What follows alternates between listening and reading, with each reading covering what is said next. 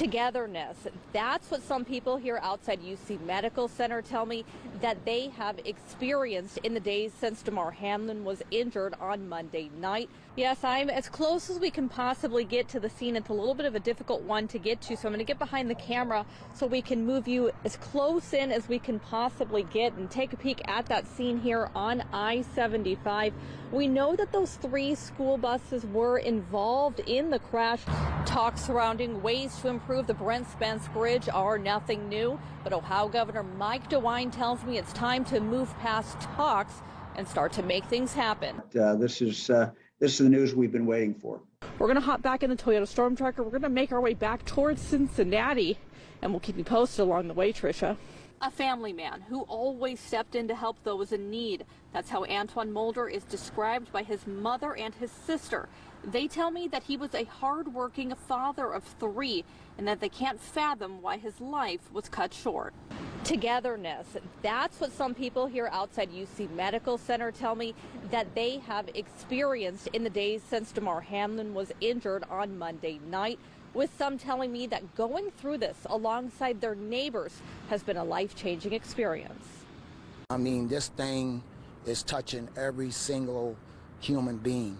Ronnie Gross tells me he came out to UC Medical Center right after Damar Hamlin was injured on Monday night. Every day thereafter, he has returned.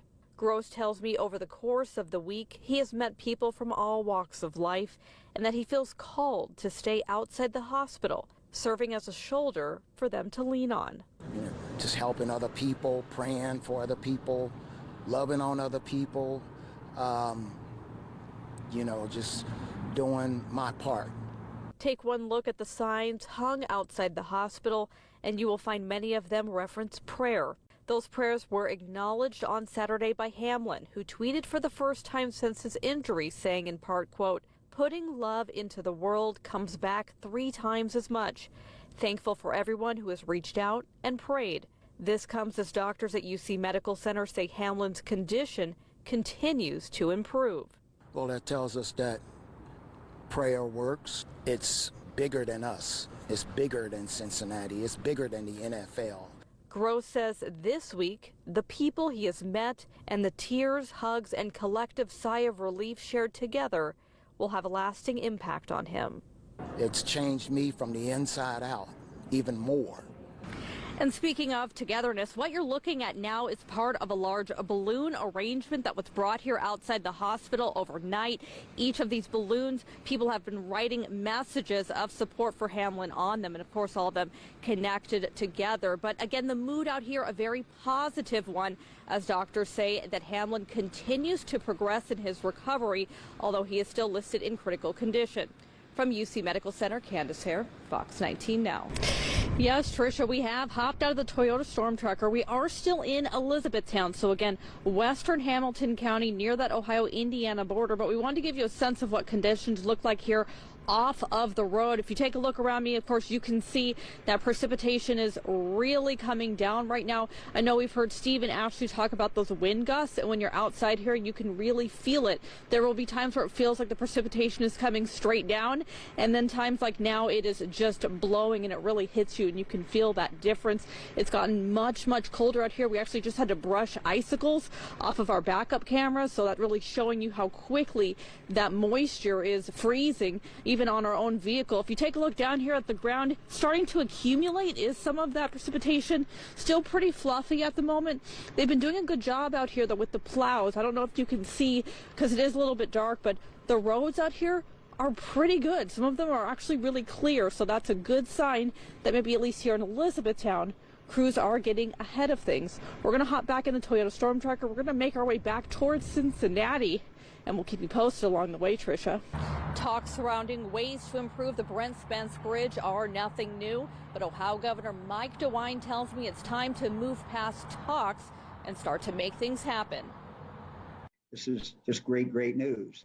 After decades of discussions never getting off the ground, the Brent Spence Bridge Corridor project receives its biggest boost yet in the form of more than $1.6 billion federal dollars via the U.S. Department of Transportation. That money makes up over 98% of the funding requested by Ohio and Kentucky, and gives the project the green light to move forward. Kentucky's going to have to obviously make a big contribution. We will as well. But this is the news we've been waiting for. The headline of the massive multi-state project is the construction of a companion bridge to the west of the existing Brent Spence Bridge. Additional aspects include Cincinnati regaining roughly 10 acres of land to develop downtown, the creation of a new storm sewer system in Kentucky aimed at reducing flooding, and highway ramp adjustments near each river crossing. Groundbreaking is now slated for late 2023, with the project scheduled to be completed in 2029. It's also taking the Brent Spence Bridge and doing what has to be done to that bridge as well. The city is also looking to tie in to better tie in from downtown to the western part of Cincinnati. That's something that, we all have wanted to see for a long, long time. DeWine says pushing the roughly $3.6 billion project forward is not something he has done alone, and that it's taken a true team effort to turn discussions and renderings into reality. Kentucky Governor Andy Beshear echoed those sentiments via statement, while calling the project a, quote, dream fulfilled for the thousands of travelers who pass through the bustling region every day. And Cincinnati Mayor Aftab Puraval commented, saying, quote, we are ready to push this groundbreaking project to the finish line. It's going to be significant. It's going to change lives. It's going to make life a lot easier, I think, not just for people in Cincinnati and northern Kentucky. While the larger aspects of this project are known, multiple committee meetings and public hearings are scheduled for 2023. While those finer details are still decided, I'm told the next step in this process is finding a contractor. That process is set to begin next month. From downtown Cincinnati, Candace Hare, Fox 19 Now. Now, court records say that 19-year-old Logan Lawson was shot on Tuesday while he was being robbed. He was taken to the hospital where he later died. But today I sat down with his sister, who tells me he was known by many for his athletic abilities and also his ability to make others laugh. I actually just talked to him the other day. We would talk all the time. Madeline Overby tells me her older brother Logan Lawson, who she affectionately called Bub and Logue, was a gifted athlete who excelled in both football and baseball. She says he attended both Northwest High School and Winton Woods High School, and that between the two schools, he had a lot of friends. He was very kind-hearted and funny and just really goofy, and that was Logan. 19-year-old Lawson was one of two victims that died in Tuesday's triple shooting in Roselawn. Overby tells me she has been looking at photos and videos of her older brother since his passing, thinking about times they spent together, including family camping trips. He always rode dirt bikes, but we would go to a camping ground and get mud covered everywhere on us. That's one of my favorites. Overby says her and Lawson were very close and that they bonded over shared experiences growing up. So my mom passed away going on 4 years ago in June.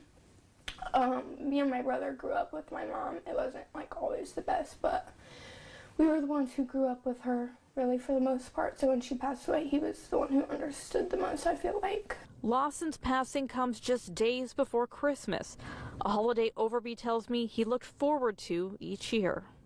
We shared Christmas at my grandma's, my mom's mom, when we were growing up. That was our favorite holiday.